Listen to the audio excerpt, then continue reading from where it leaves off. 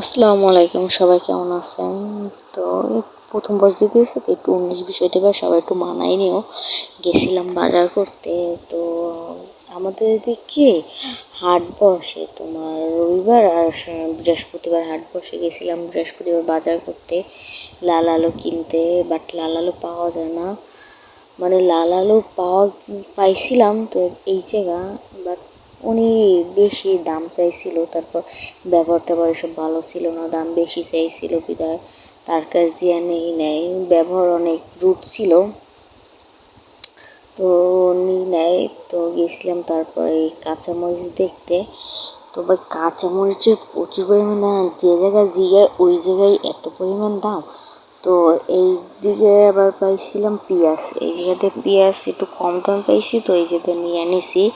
তো তারপর এই জায়গায় পাইছি কাঁচামরিচ, এটা কম দাম ছিল খুবই। তো এই যে এটা নিয়ে এনেছি, কাঁচামরিচগুলো খুব ভালো ছিল। তো আর অনেক ভিডিও করা হয় না, অনেক কিছু কেনা হয়েছিল।